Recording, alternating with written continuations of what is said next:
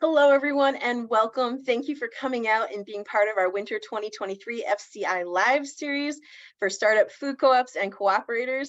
We have people here from around the country for Co-op Graphics Toolkit. This is with Rachel Dominguez-Benner of Rachel DB Creative, and we are so excited. You are not going to walk away tonight just have learned a bunch of stuff. You're going to walk away with tools, and Rachel's going to tell you all about it. I'm going to stop sharing my screen and welcome Rachel. Thank you. Thanks, JQ. I'm so excited to be here with everyone. I've been putting together a set of graphics and a couple of related resources that are focused on the foundational cooperative principles. And I've actually done two sets. So whether you follow the ICA 7 cooperative principles or the Madragon 10 cooperative principles, there's a full set of graphics customized to each. The part of the inspiration of this came out from when I was organizing with Gem City Market here in Dayton, Ohio, and we've been open longer than a year now. Woo-woo. Through that, I was membership committee co-chair and also interim marketing coordinator. So I made presentations to introduce members to what is Gem City Market, what is a cooperative.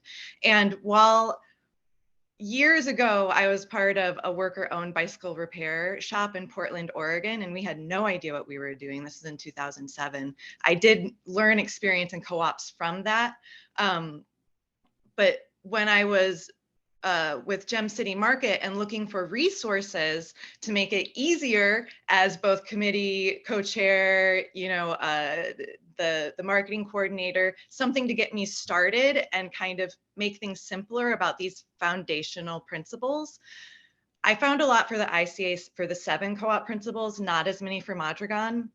And then a lot of what I found was very thick language, which we can all understand. There's a lot packed into just a couple of words. You need a lot to kind of break it down. But for me, even really liking research, really loving words and vocabulary and concepts, my eyes would glaze over. And so after all of that, and then at the most recent Up and Coming, when we had the roundtable for the one day, part of what I heard was that we as a cooperative movement, we're doing so much, we have so much to do. We could really use even just a little step stool to help get this information about what is supposed to be at the foundation of our business model and how we're organizing together, help make that easier to share with people who have never heard of it before. Not new concepts, but the information out there can be difficult to find, or if you can find it, it can be difficult to digest.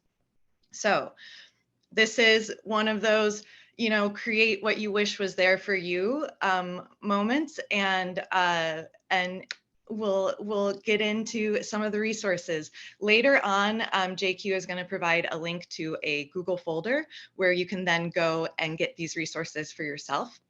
Right now, I'm going to walk us through the resources because they're done for you. There's a full set that if all you want to do is download some images, look at some captions and image descriptions that have already been written, and then use those and pop them into your social media, that's great. I've accounted for that. You're taken care of. In the later part of this session, we're going to go a level deeper, where if you want to then put your logo on some of these images, or you want to change the colors because your co-op has brand colors, I'm going to take us into the free design app Canva. And I've designed everything so that all you need is a free account. There are no premium elements that they're going to be like, you need to pay us for this. It's designed so that you can get started for free because it's a great tool to use. And I know we're all capital conscious. We're doing what we can with as little out-of-pocket money. So free is a good number for that. And then depending on how we have with time, I'll go into not just the basics of what you need to add your logo and then download this image so you can use the one you customized. I'll go into some of more specifics on some of the Canva tools that will help you really customize these for yourself. And I'll give you a little preview into why you might want to consider a small budget line item for approximately $120 a year, which is the cost of a pro Canva account, because there are some really cool features that I think, in my humble opinion, as a decades graphics professional, makes it worth paying the money. All right, with that introduction, I'm going to share my screen, and this will kind of be like your experience when you get the Google link, because I'm looking at where I have them in a Google folder. And so when you get into the folder, you'll see, and give me a heads up, people are seeing a Google with two like little folders. Okay. So the top one says Mondragon 10 principles. The second one says ICA 7 principles. And then there's a README first. And so that's outside. You'll want to open that first. And that's what I'm going to do. This is a PDF and it has clickable links. So not quite yet, but sometime in the near future, these resources will be on the FCI website and it'll be in their resource library. So there's a link right in this README to the resource library. And then I tell you what's in the folder. We've got social graphics. That's a square kind of Instagram image for each of the foundational principles. I have a co-op presentation slide. It's the standard proportion for a presentation that lists those principles in one place. I give you a sample call to action slide, and this one there's no ready-made use. This would be for if you want to customize it for, say, a community meeting. You can use it as a template and then just update it for all the community meetings. I also, for the youth, because part of the education principle is educating the youth. Our people in our co-ops, our community, especially younger generations, going to get them started early. I have 3 printable coloring pages for you to have at your info tables, at events at the co-op. We got some fruits and vegetables. We've got the co-op principles. And if as though that weren't enough, there's also a 3-panel infographic. Those are also square, and these are just words. I'm gonna get to them, I promise. But you can use that individually on Instagram or as a big graphic. When you post them individually and post them sequentially, then people will see the big graphic on your Instagram in your feed, which I think is neat. Also, on the more admin technical side of things, there's a spreadsheet that gives you starter captions, and then also image descriptions, which image descriptions in part, I went back and watched the up and coming session from Nikki, last name is escaping me. But it's about it. She went through a great, are you gonna give me last name, Nikki JQ? I was about to, and it's changed, and now I'm gonna get it wrong. So we're just gonna stick with Nikki, who did a whole session on accessibility and disability accessibility. Exactly. So including, in the spreadsheet is included image descriptions that for people that are using screen readers, because, if not being able to see the image, it describes what the image is. So I've given you those so we can all work on being more inclusive and accessible. All right, so that's the README. And then I'm gonna go into, man, I forgot how much was in this folder. I just went through all of it, but I'm gonna go straight into the folder that says Co-op Principles Social Graphics, and they're numbered.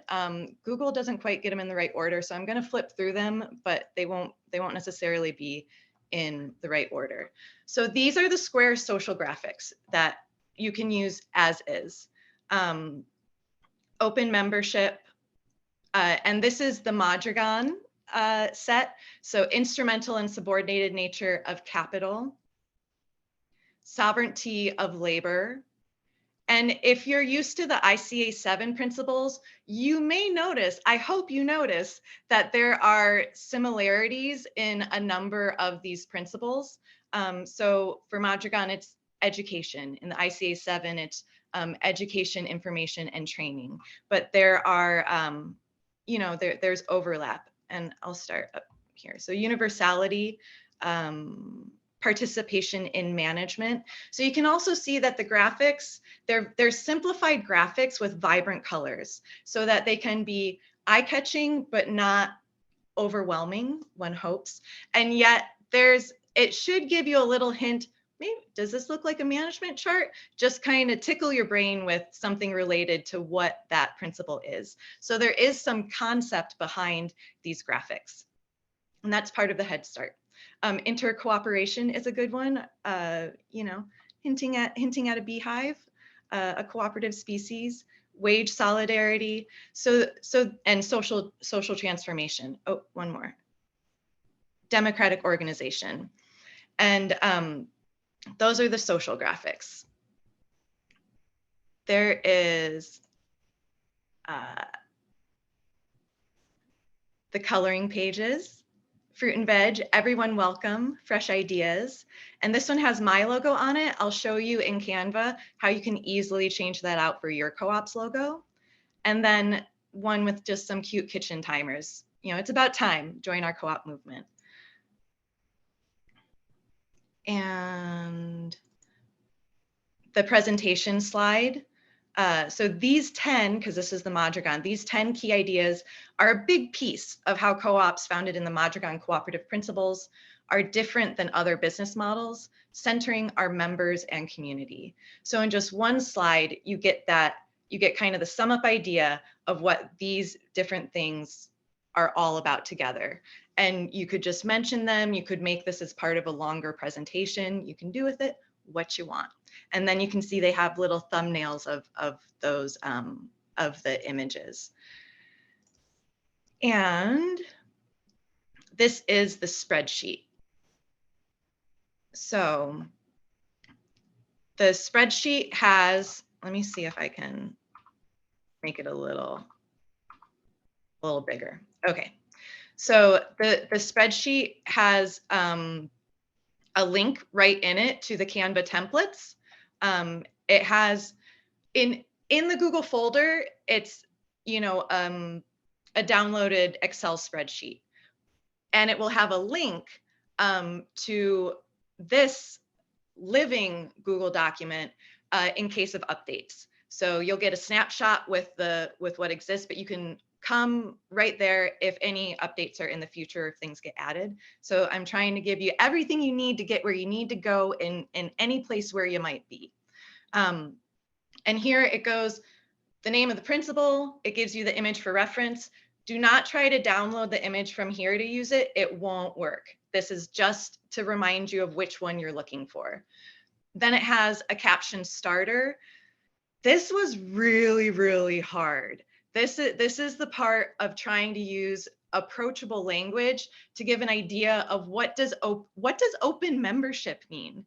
And so I encourage you, if you do want to use these for social media or in presentations, to read through it and share it like this if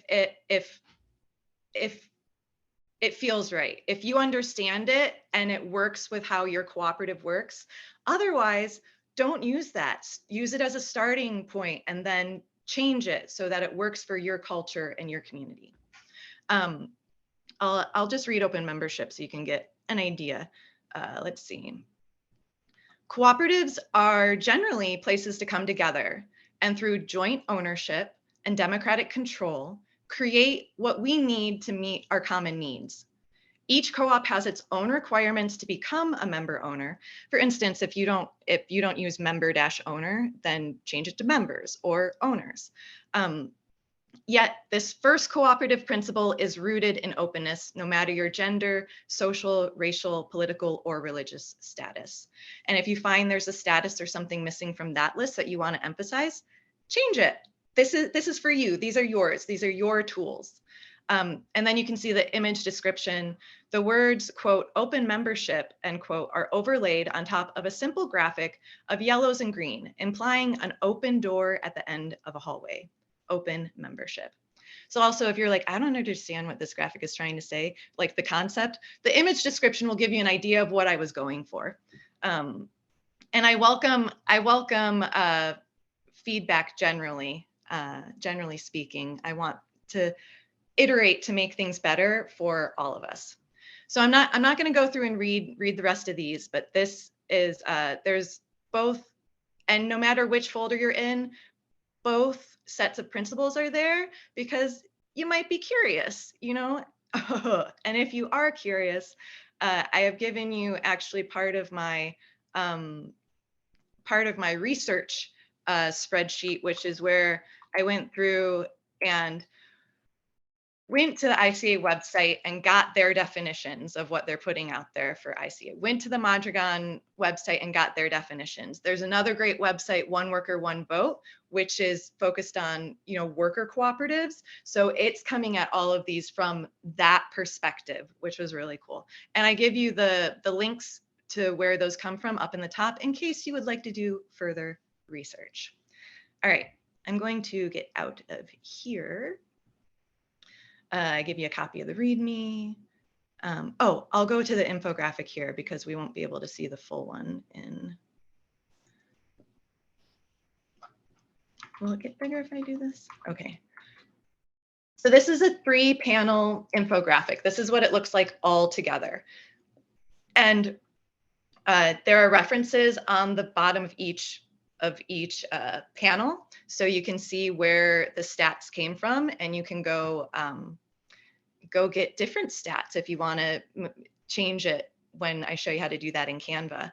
But the left-hand side is about US food co-ops and some of their effect on local numbers, local economy. The middle is about US worker co-ops, another segment, and that has some you know, impactful numbers there.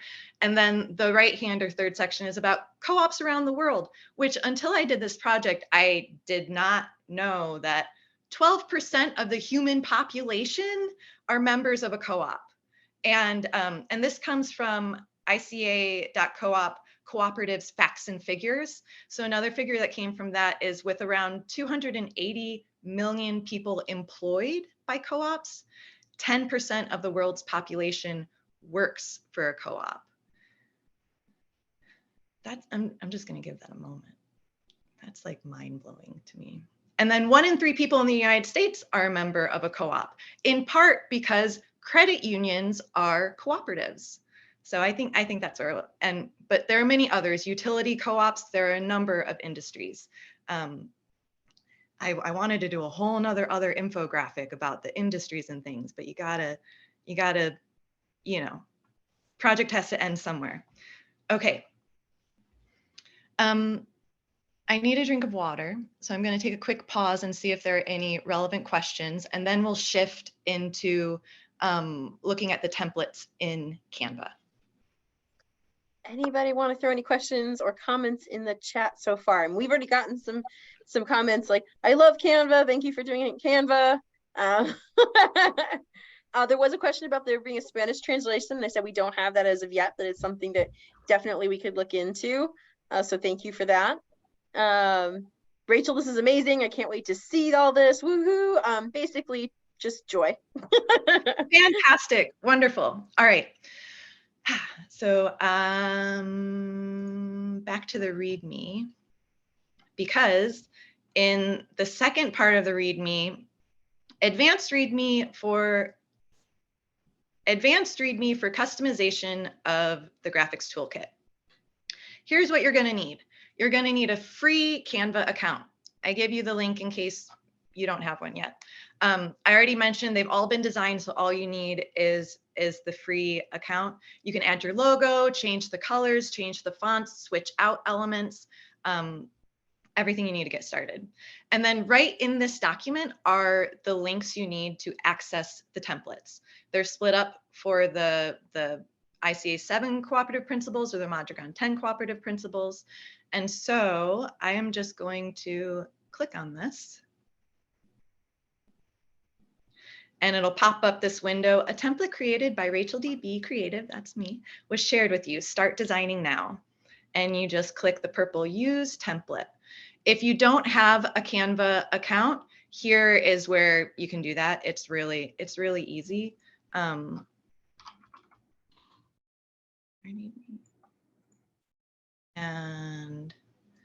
I don't even think I set a password. So we're going to take a second while they email me my code.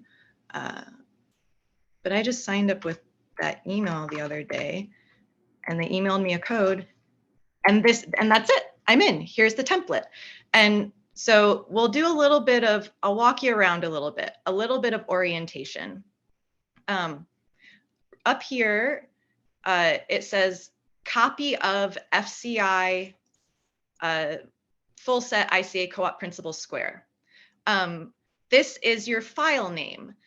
This is anytime you download it, it's going to be called this, with one exception that I'll get into. So a best practice is when you open a new template, rename it something that is memorable for you. So if I wouldn't need all of these words. I might just say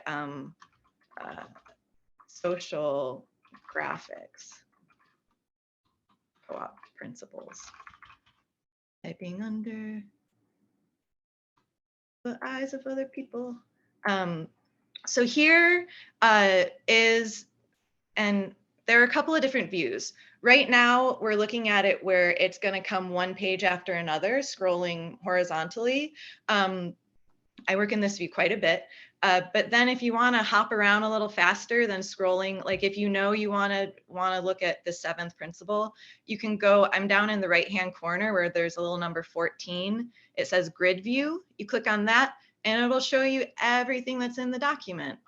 And this, the Canva template, actually has a bonus compared to what's on the Google folder, because so that this shows you all of them. You can double click on a design to get back to the big view. And one other thing with these Canva templates, in the spreadsheet, there was the image description. I'm in the lower left-hand corner. It says notes. I'm clicking on that notes. And I've put the image description in the notes with the corresponding image for all of the social graphics. So it's right here for you. But this second slide in here uses that caption starter. So from that spreadsheet, these are the words that was in that caption starter column. For instance, on Instagram, because you can post multiple images, I would put both of these in the same post for 2 reasons. One, people have more interest when there are multiple things. They may not, touch to click through and read the caption where you have all of these wonderful words explaining things, but they might swipe to see what the next image is and read it there. I find myself doing that a lot with Instagram. Another thing with Instagram right now, because social media, everything is constantly changing. Like, don't spend too much trying to get it perfect for the algorithms or whatever this one platform is doing, because it's going to be different soon.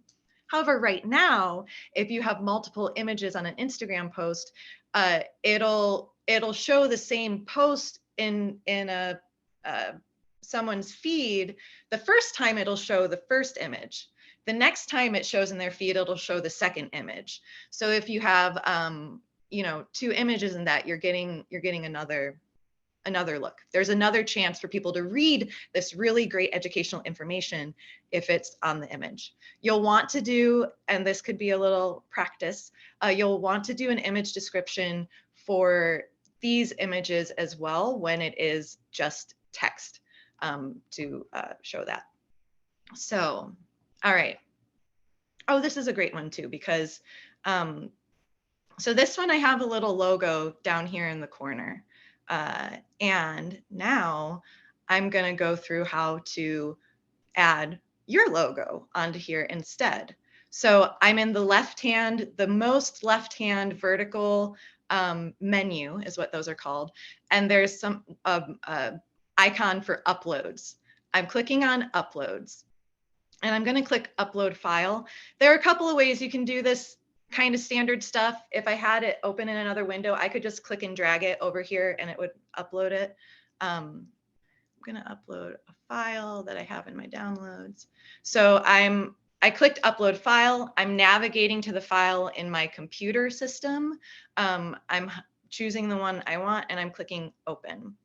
Now that file is uploading into my Canva account and it will be here, not only this time, but if I open another file and want to use it again, it's already here. It's there for me. I don't think this isn't quite a square. So I'm just gonna delete that. And you can just click on the whatever image you want and it'll pop it up full size on what you're working on. You may notice a purple bounding box around it with white dots on the corners. Just those dots are how you resize a thing. And if you haven't noticed, I'm going through this as though you have never opened Canva before in your life, because I wanted to make it, if you haven't, this is the minimum you need to do. So for some people who already love Canva, bear with us. But that's it. Now my logo is on the image, and now I want to download this image. Now I personally don't upload a lot of downloaded images to my social. I'm only really on Instagram and I use it mostly for artistic photography, little snapshots of what I'm doing. So for me, I do a lot of my work on my computer. So I would be downloading it to my computer and sending it to whoever needed it to then upload it. I mentioned this because I don't use the Canva mobile app, but Canva has a mobile app. And in the mobile app, you can connect your social media accounts and then actually post directly from Canva. So I won't be able to show you that all the way because I'm not connected, but I can show you, you would go anytime you want to get this image, whether you want to download it, you want to share it on a social media, it's with the share button that's in the most upper right-hand corner. So I click share. You can email it to people, invite them to view it or edit it. What I would do is click download. There's also the share on social, and then it gives you the options for the different socials you would need to connect something, but that's an option for a workflow. So in the download, I'm going to walk through this download window because there are some options. For a simple graphic, for a graphic or even a photograph that I would be posting on social media, I prefer the PNG or PNG file format. It usually has a really great balance of file size for quality. That's why I prefer the PNG format, especially for graphics. But one of the options in the download is the file type. If this were, Canva isn't just for social graphics. I actually do all of my graphic design on Canva, including things that are meant to be printed, so 8.5 by 11. And so you can, I don't think this will get bigger. Oh, it will get bigger. Okay, here, maybe you can see the options better now. You can download it as a JPEG, and you might notice there's a blue suggested on this. Canva is pretty good at leading you places, not always, but pretty good at it. And so I would agree with them on this. You can also download as a PDF standard. It'll walk you through what these different things are for. Standard if it's meant to be emailed or viewed on the internet. And you can actually create little animations with Canva, and then you would download it as a GIF, or you can do video, et cetera, et cetera. I use mostly PNGs. What you'll need or what you'll want for this graphics toolkit, unless it's the coloring pages, is a PNG or a PNG. click over here. And then, oh, this is a great time to just mention, when you're on the free account, Canva will let you know everything you're missing with these little golden crowns, denoting that this is a pro feature. So you can't resize it.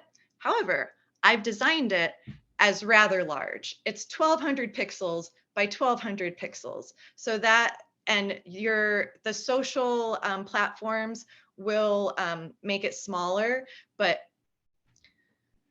I'm getting in close because this is important. File size, you can lose quality. You can lose quality with compressing or trying to get a smaller file size. You can't add quality. So if this were like 100 by 100 pixels, then it would look like blocks instead of an image, because it can't get bigger. It just has 100 little dots to represent everything. This has 1200 dots to represent everything, so it's plenty. You can select the pages. So it automatically check marks everything, but it also gives you uncheck mark everything. One of my favorite things is just the current page. So that's whatever one that is in this main window, and it'll tell you. So I'm on page 2. I only want that one right now because I just changed that one. I don't have my logo on any of the other ones. That's the only one I want. So click done, and then click download. And it's downloading, and then it'll be in my downloads folder. I'm going to back out a little bit. Oh no, now I'm frozen in gigantic. Okay. Oh, here it is. Great time to mention the zoom. So right now, all of the pages are very tiny, but we can see a lot of them on the screen. That's because down here, I'm only at 10%. So you can still do things at that size, but I'm just zooming in to make that. Hey, Rachel, we did have a request from someone who is actually a regular Canva user and an outreach person. If she could unmute for a second and ask you a how-to question, and I know her well, so I'm going to trust her on this. Robin, Okay, do you want to tell us what your question is? Hi, Rachel. So hi, this is wonderful. I'm loving it. We use Canva a lot, but I never have the time to find out how to do certain things on it. So I just kind of basically use it. But say for instance, because I download to post both on Facebook and Instagram, right? So sometimes I'll use a template that's a Facebook template. So it's sized for Facebook. We have a free and a paid account. So in the paid account, would I be able to, if I designed something, say in the Facebook template, could I take that same image and resize it for Instagram? And how do I do that? Yes, I will. It's probably too small to see, but you may notice up at the top, there's a option in the menu called resize. Yep. And it has a little golden crown next to it. So it is a pro feature. It's like a magic resize. I'll tell you the one, and I'll show you that because I have a pro account. So if we get to it, remind me when I'm in my pro account and I can show that to you. There are a couple of drawbacks. For this, I designed them with the Instagram square so that if you post it on Facebook, it'll do that thing where it kind of takes whatever the edge color is and kind of puts that, behind it. Yeah. Because the resize, it'll resize it, but you'll have to do a little bit of manual stuff because the proportions are different. But if we get to it, I'll show that when I get a chance to get into my paid account to show the extra fun features. Thank you. In speaking of downloading things, there are multiple. This project has multiple pages, and so you can name the pages. So I've named them. Page 1 is 1 voluntary and open membership. These are actually named the same thing, but then it goes through each the reason I named those is because another option for downloading is to download all of the pages. And if you do that, if they are titled individually, if the pages are titled individually, in that folder with the 14 different images, they will have that title in the file name. If you don't do that, they're just going to be named 1, 2, 3, 4, 5, 6, 7, 8, 9, 10, 11, 12.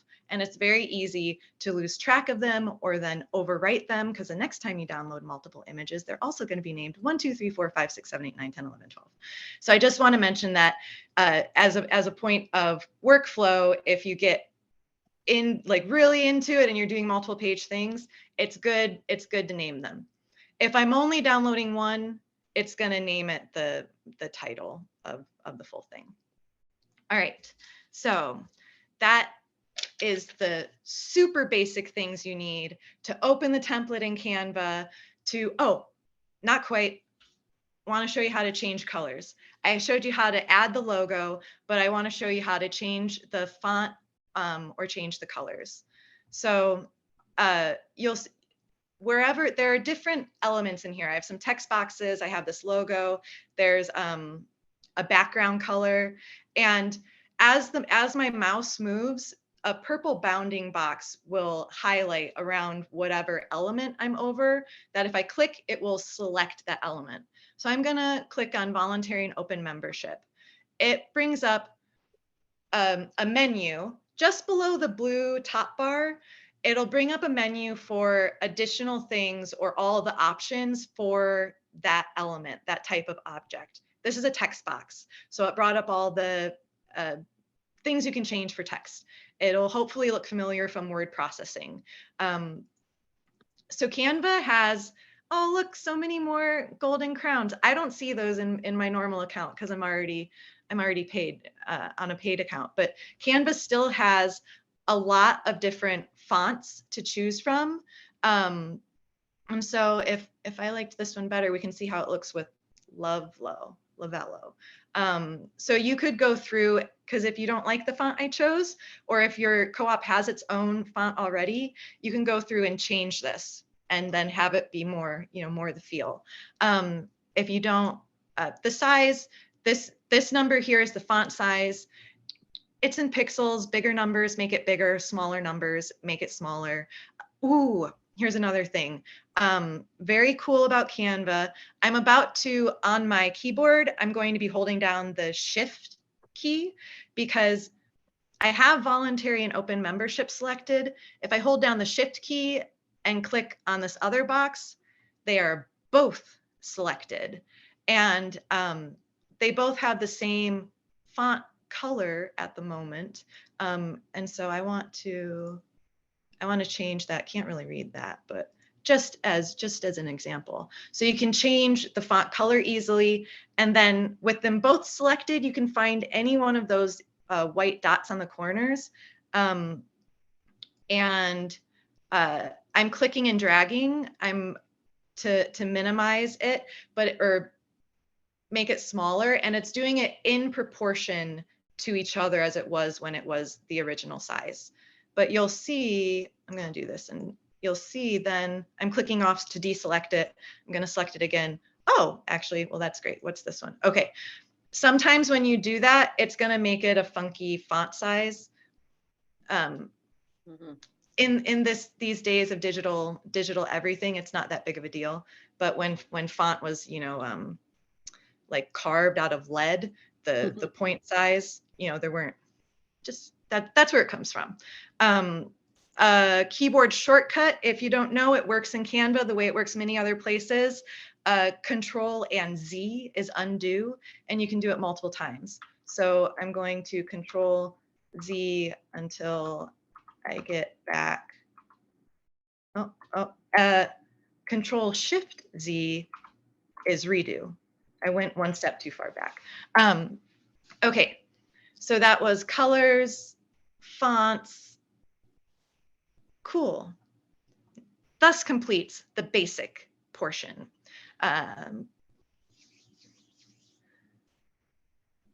Oh, okay. one thing with this that I'll mention here is that you see that there's a gray kind of highlight behind voluntary and open membership. And up in this top menu, the things that are in effect are kind of highlighted gray. So, or the things that are being used. I use the word effect because it's right there. But you could, this button will change things. It's not going to matter because this font only has uppercase. I'll do it here. The little a and big A, it'll change everything to uppercase or back to title case, which is where it's a mix. But that can be really helpful for headlines. This effects button, you see the purple, there's a purple box around the one that says background, and that's because I've put a background on this. So when it's over graphics, I don't have to make a box. It'll just kind of hug the words, whatever shape the words are into. But you can also do none, or this is really long, so, or you can pretty easily make it a circle or a curve. I would actually split this into two different, Control Z, Control Z. I would split it into two lines and then do separate curves. But there's still a number of fun things you can do with even just one click in the free account. This is still all in the free account.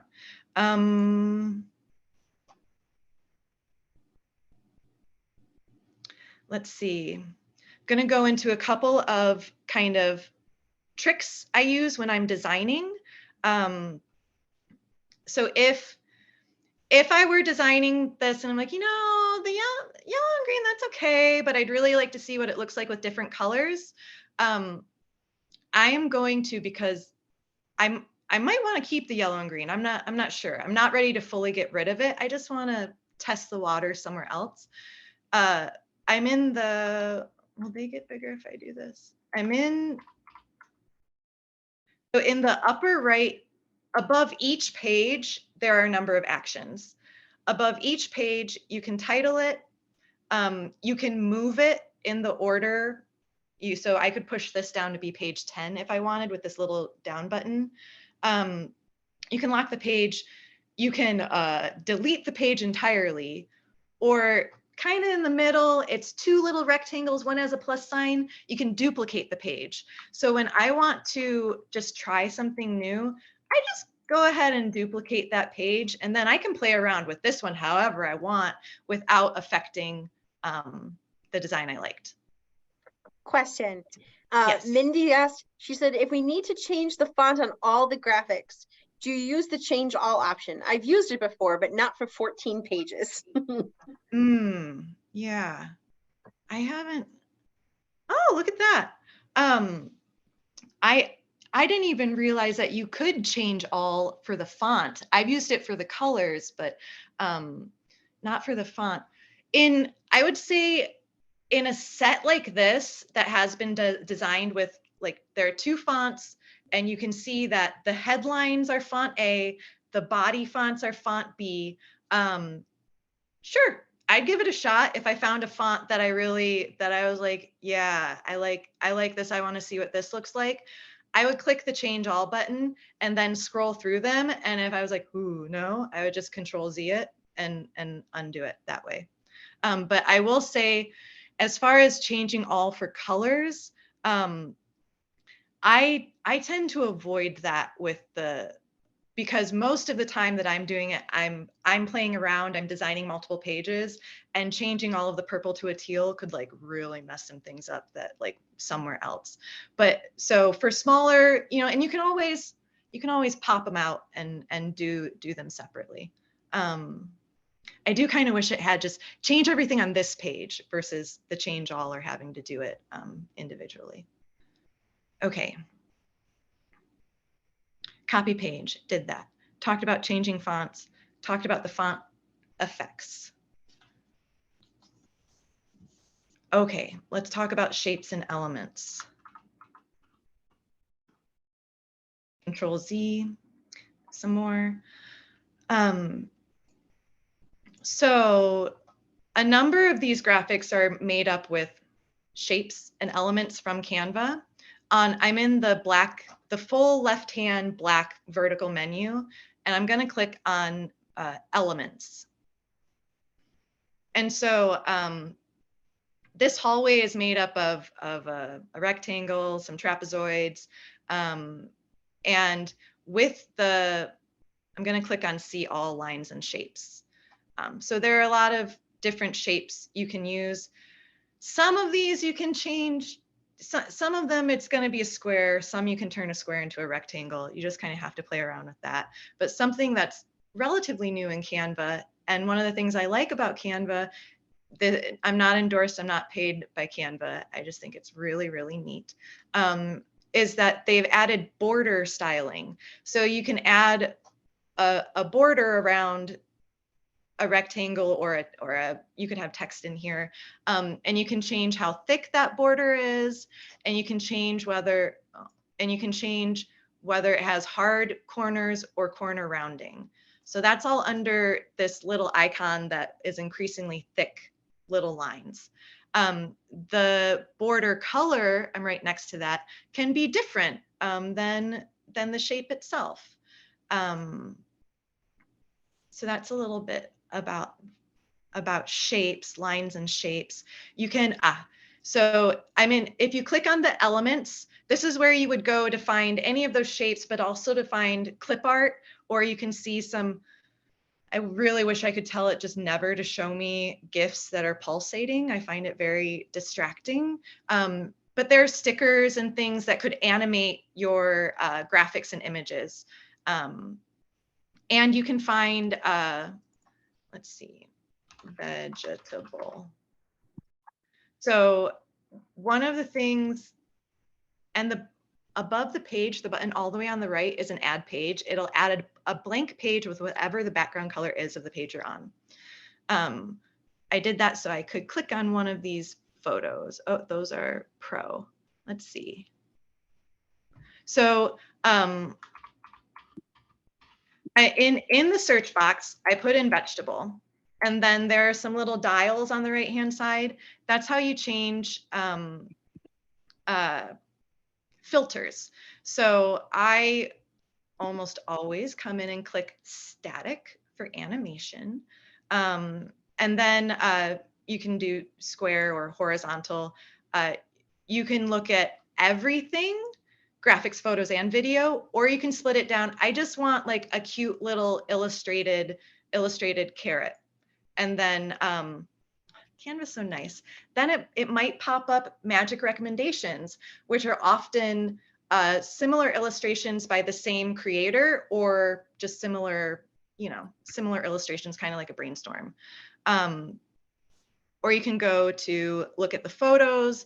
Now in the free account, you can use premium items, but you have to pay for them individually. So I just tend to avoid them. It takes a little bit longer to find, and you can't always find the perfect thing for free. I mean, that's true, right? You got to be patient and have some perseverance, but you can do a lot. So that's the elements and the search. I'm looking at my list of things to make sure to talk about. Let's see, we have a couple of minutes left. I'm gonna stop sharing for the moment, and I'm going to get into my other, I'm gonna check that I have my other Canva account up so I can just show you a couple of the neato paid level feature things, including the resize. In the couple of minutes we have left. Oh, I need to show you the call to action slide. Okay, perfect. Let's see, share my screen again. Screen to share.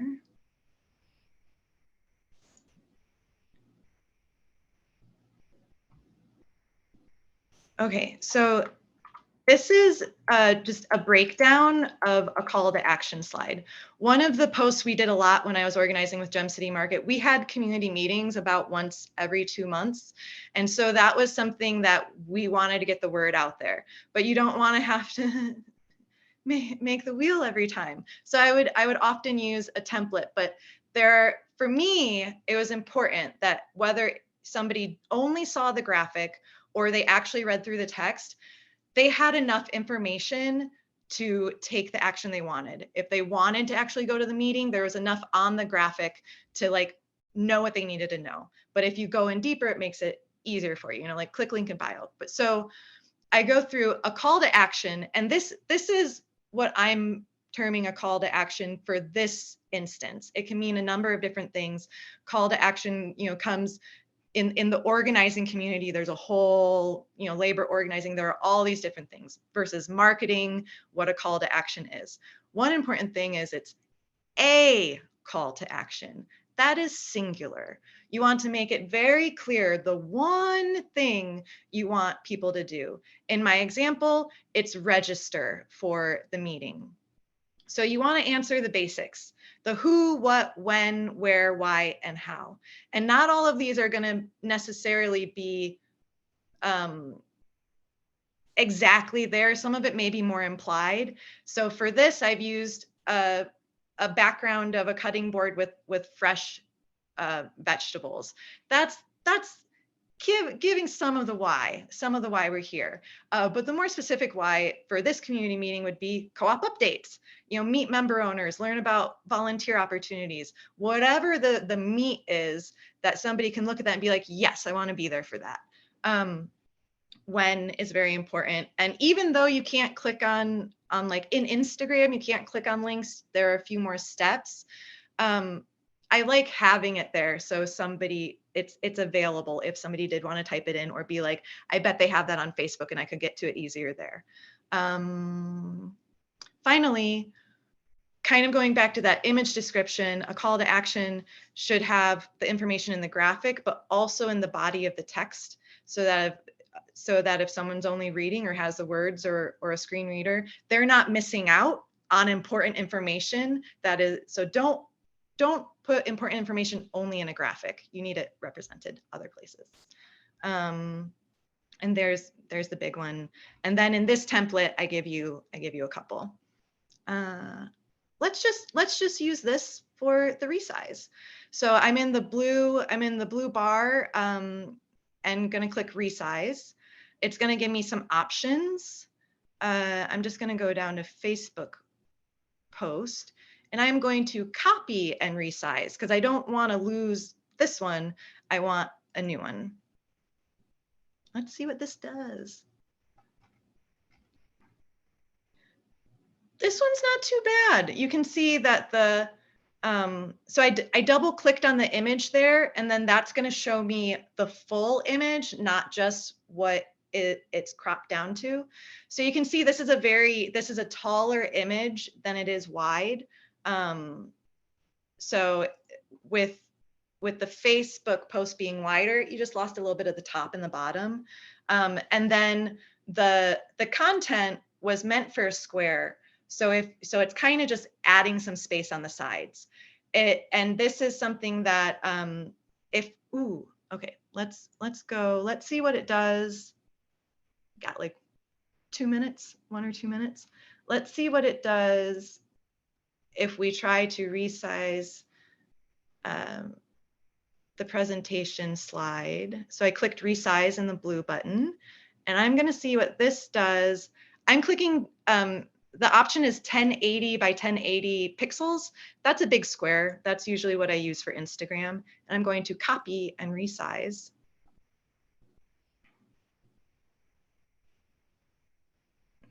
Move that. Okay.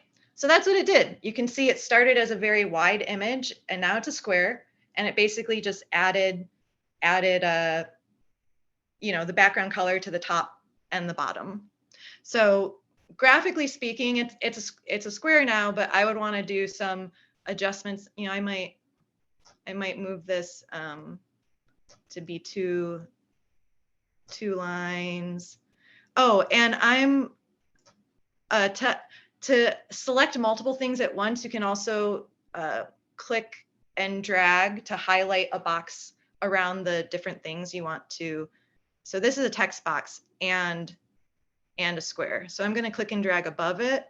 And I know it's got both of them because I see 2 little purple boxes selected.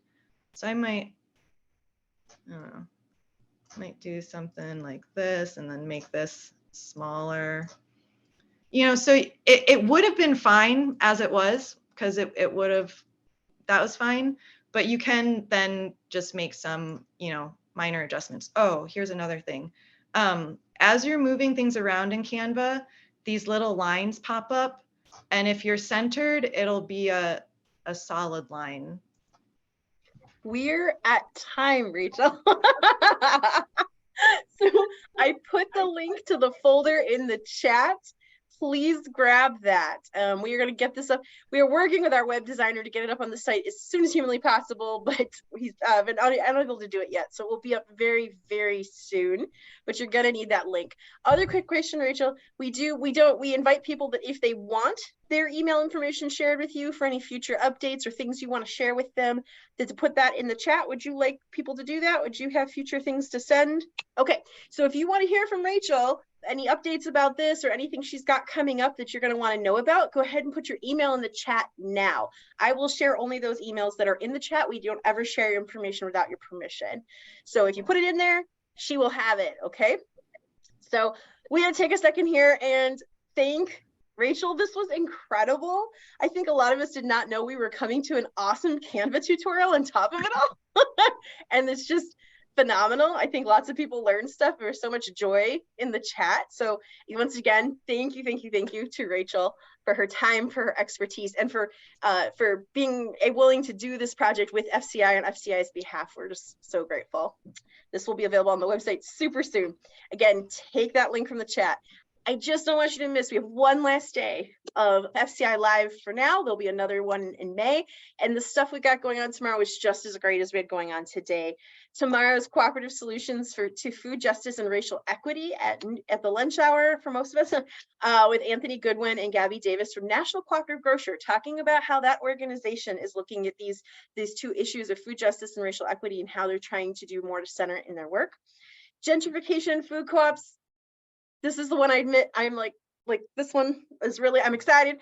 This is going to be longer. This is an hour and a half to give it enough space for the full conversation, facilitated by Darnell Adams. But panelists Jamila Medley, Amaha Selassie, that's Gem City Market, Ray Williams, the general manager of Seward Food Co-op, and Malik Yakini, who is one of the lead people on the project at Detroit People's Food Co-op. You're not going to want to miss this conversation. It's going to be incredible. And then the National Conference on the Black Co-op Agenda. Ron Hans will be here with us talking about that national conference and what's going on with it and how food co-ops are involved. So I want to take just a second to thank our sponsors. We would not be here without them. This series is possible because of the USDA, National Cooperative Bank, National Co-op Grocers, and the Co-Bank. Thanks so much to all of them.